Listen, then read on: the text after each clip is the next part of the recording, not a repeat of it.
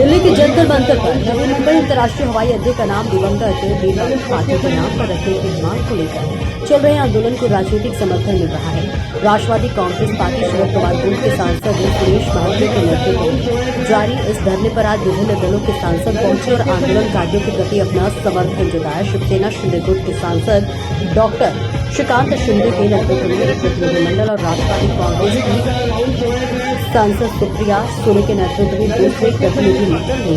भी धरना स्थल का दौरा किया। दोनों नेताओं ने आंदोलन को अपना समर्थन देते हुए मांग पर सकारात्मक पहल की आवश्यकता जताई। आणि या संघर्ष समितीचे सगळे सदस्य जे आहेत त्यांची जी मागणी आहे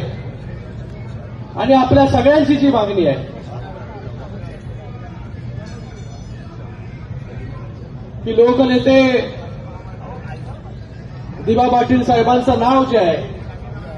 हे नवी मुंबई आंतरराष्ट्रीय विमानतळाला मिळावं याच्यासाठी मोठं आंदोलन देखील झालं आणि त्या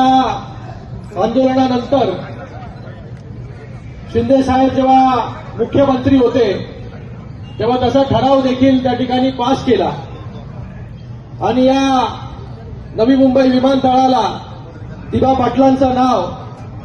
देण्याचे सर्व ठराव जे आहेत हे ऑक्टोबर असेल, नोव्हेंबर असेल, डिसेंबर असेल, हे सर्व ठराव जे आहे आपल्या संघर्ष समितीने या ठिकाणी आरटीआयच्या माध्यमाने काढले आणि या सर्व ठरावांच्या मध्ये जेव्हा शिंदे साहेब मुख्यमंत्री होते तेव्हा हे सगळे ठराव जे आहे दिबा पाटलांच्या नावाचे त्या ठिकाणी करण्यात आले आणि राज्य सरकारच्या माध्यमाने या नवी मुंबई एअरपोर्टला दिबा पाटील नवी मुंबई आंतरराष्ट्रीय विमानतळ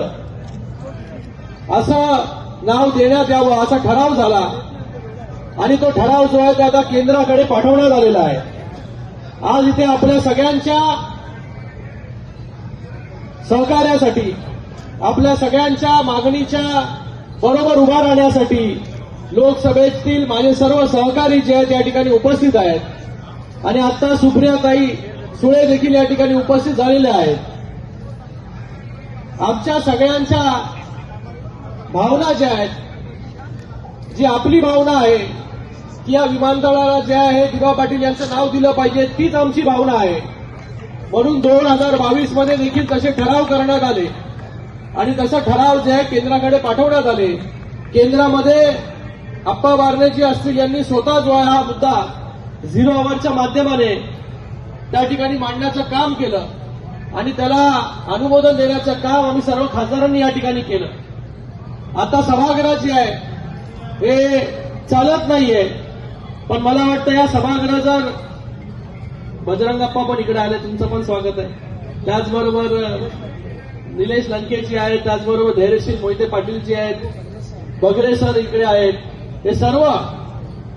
देशमुख साहेब आहेत,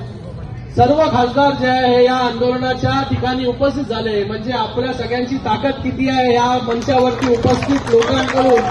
जे खासदार झाले जे गेले लाखो लोकांचे जे प्रतिनिधित्व करतात आज सर्वच्या सर्व खासदार या ठिकाणी महाराष्ट्राचे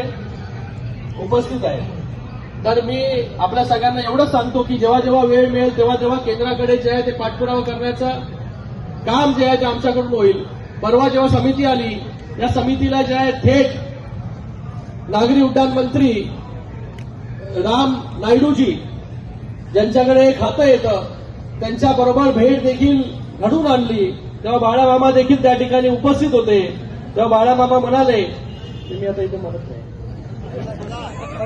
म्हणजे पक्षभेद जो आहे हा विसरून आपल्या मागणीसाठी जे आहे आपण सगळ्यांनी एकत्र यावं। मला वाटतं याच्यासारखं जे आहे ते कुठलं एक्झाम्पल उदाहरण जे आहे ते असू शकत नाही की तिथे सगळे पक्षभेद विसरून जे आहे ही सगळी लोक या ठिकाणी उपस्थित झालेली आहेत, सगळे खासदार या ठिकाणी उपस्थित झालेले। आपल्या सगळ्यांना एवढंच मी सांगतो